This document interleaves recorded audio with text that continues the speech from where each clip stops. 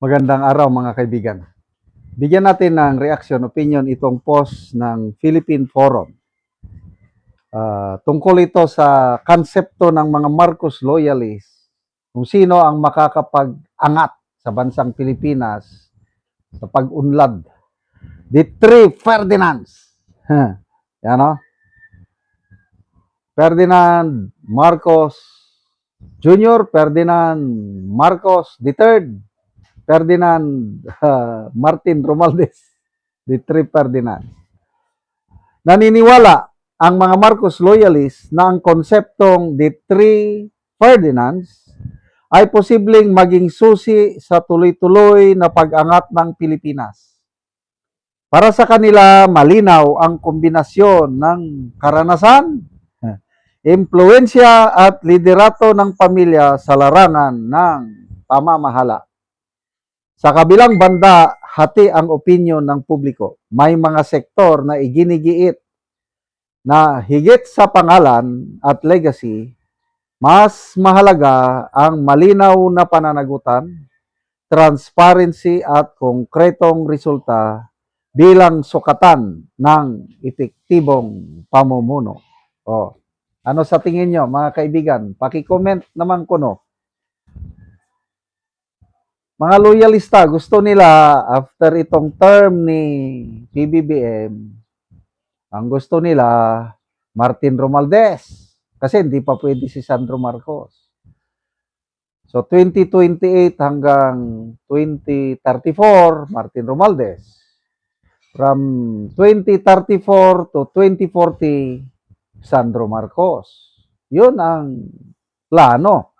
Actually, naisiwalat yan nung as early as 2023 nung nagsimulang mag-break ang unit team. Ang unang nagsiwalat niyan, matandaan ko, si Maharlika. Yung mga puting ahas ni Maharlika, sinabi niya, ganito ang gusto nila. Hindi na nila papayagan na magpresidente si BP Sara. Sabi ni Maharlika ito after Bongbong Marcos, Romualdez ang susunod. Then, after Romualdez, Sandro Marcos naman. So, yun ang plano. Nakita nila na kung mag-election sa 2028, mahirap manalo si Martin Romualdez. Kaya nga, naisipan nila yung charter change. Kasi kung nagtagumpay ang kanilang charter change, di mas madali na. Kasi kung from presidential system tayo ngayon, nagtagumpay sila na mabago ang form of government natin maging parliamentary, ang bobotohan na lang ng tao yung mga members of parliament o mga congressmen. So, pag nabuo na ang parliament, ang mga members of parliament o mga kongresista, sila na ang mamimili ng prime minister. At ano yan? Habang pwede nang magtagal ang prime minister, abutin ng ilang taon yan, basta may tiwala sa kanya ang mga members of parliament. So, napakagandang plano nila yun eh. Kailang hindi sila nagtagumpay dahil umalma ang taong bayan. Kaya, I don't know anong gagawin nila ngayon. To me, tingnan natin ang reaksyon ng taong bayan. Kung pumapabor ba ang taong bayan, the three Ferdinands. 21,000 ang nag-react. 17,000 ang tumatawa, 1,900 ang galit, 1,300 lang ang nag-like. Ang ibig sabihin yan, nasa 95% ayaw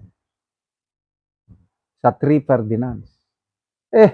Babalik tayo ulit yung 20 years na Marcos Sr. dictatorship.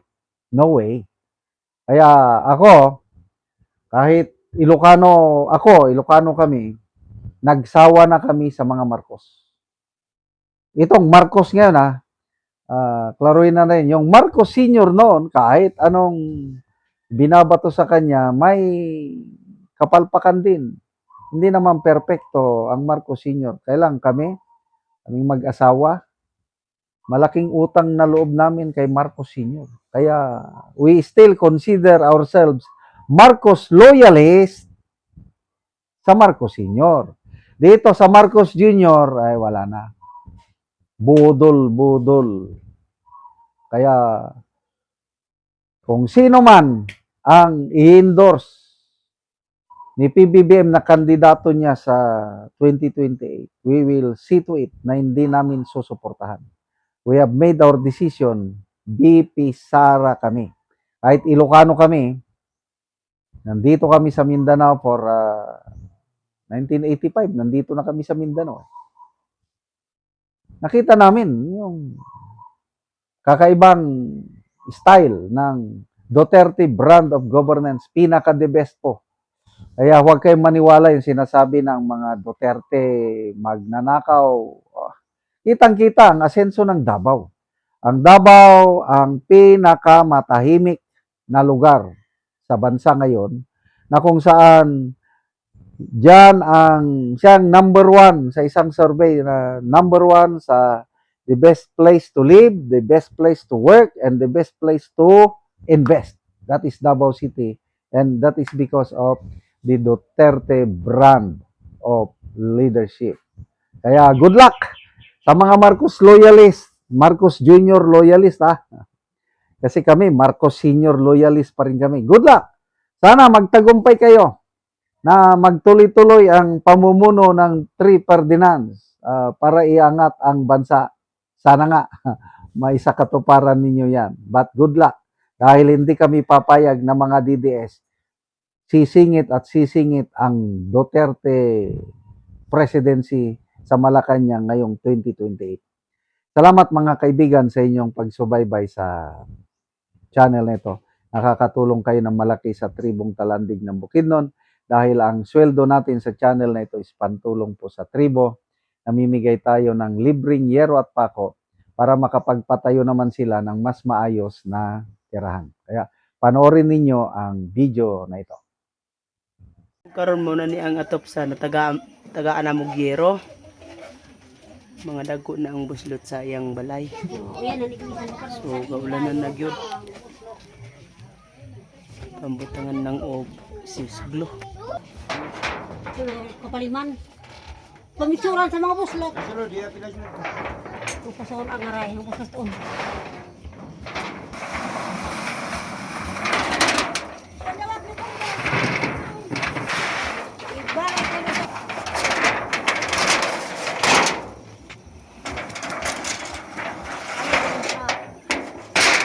So mo na ni ang yero nga among gihatag para mapulian to ang ilang atop ng mga buslot na.